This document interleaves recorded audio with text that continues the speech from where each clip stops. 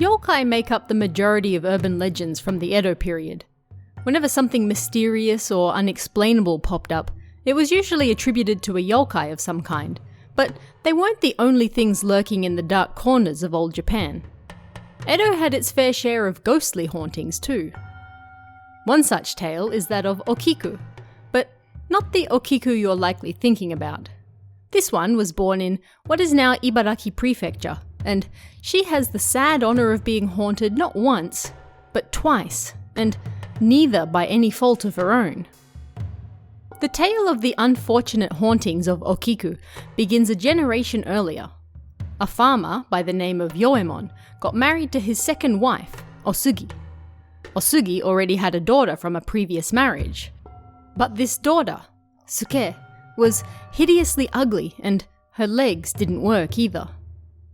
Yoemon quickly grew to despise his new wife's daughter and, in a fit of rage, tossed her into the river, killing her. At least, that's how one version of the story goes. Another says that Osugi, Suke's mother, killed her herself because she feared that Yoemon would do it anyway and she couldn't bear the thought of her husband killing her daughter. Twisted logic for sure, but in either case, Suke was killed. The following year, Osugi gave birth to another daughter, this time with Yoemon. They named her Dui, but Yoemon was crushed when he first laid eyes upon her. Dui was the spitting image of Suke, her face hideous to look upon and her legs immobile. The other villagers whispered that it was Suke's curse from beyond the grave. They took to calling the child Kasane rather than Dui, because the word Kasane means to repeat and Dui was a repeat of Suke. In time, both of Dui's parents passed away, leaving their farm to her. Dui came across a wanderer by the name of Yagoro, who was terribly ill, so she took him in and nursed him back to health.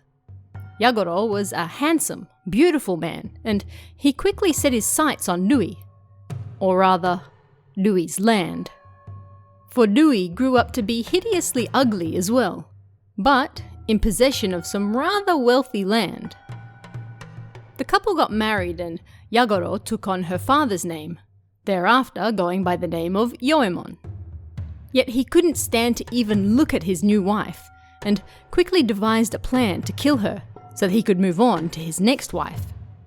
One day, as Dui was returning home, Yoemon snuck up behind his wife and struck her, strangling her and thrusting her head into the river, killing her.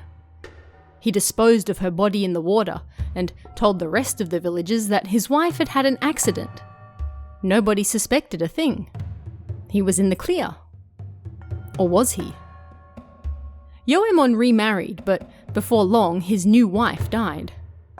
He married again and again, but always with the same result. It wasn't until his sixth wife that one was able to live long enough to give him a child.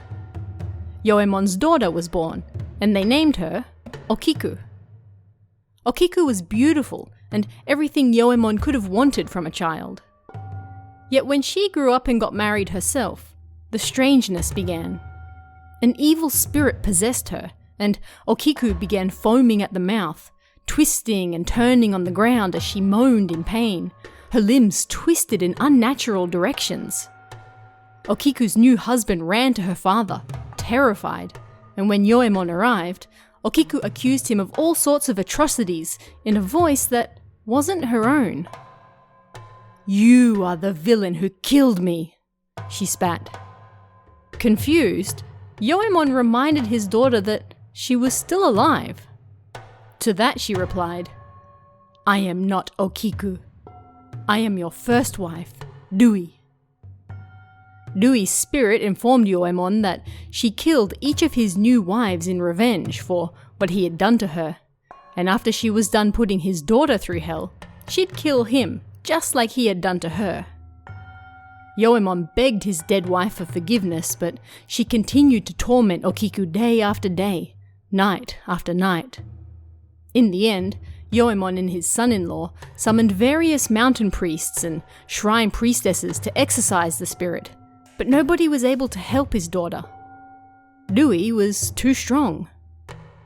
Finally, After all seemed lost, they came across the priest Yuten from Gugyoji Temple. Yuten grabbed Okiku by the hair, shoved her face into the ground, and forced her to chant Buddha's name herself. This act was successful, and they were able to help Dui's spirit move on. Yet, it wasn't the end of the curse. It wasn't long until Okiku was possessed for a second time. This time was even worse than before, and Okiku's body twisted in the air, burning red hot with fever, and her eyes bulging out of her head. She looked so terrifying that the other villagers wouldn't dare approach her, and they summoned Yuten back once more.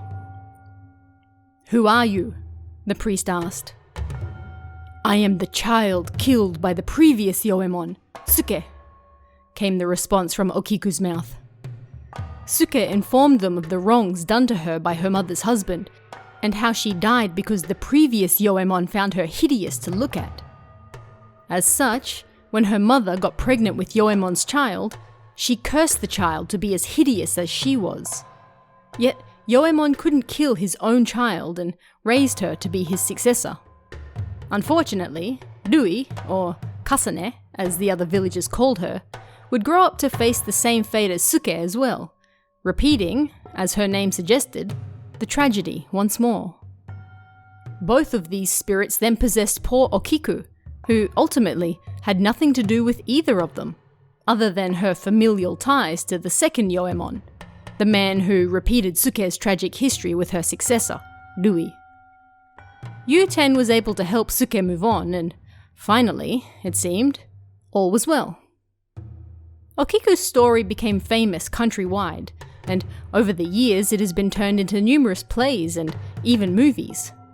You can even find a tombstone for Dui placed at Gugyoji Temple, even today, and considering the popularity of her story, it's unlikely she'll be forgotten anytime soon. And as for the unfortunate Okiku, nobody knows. Considering that we never heard of her again, it's probably safe to assume she led an unassuming life after her successive possessions. As Edo reminds us time and time again, hell hath no fury like a woman scorned, and they won't let anything stand in the way of their vengeance, not even innocent children. But what do you guys think? Let me know in the comments below, and I'll see you again next time.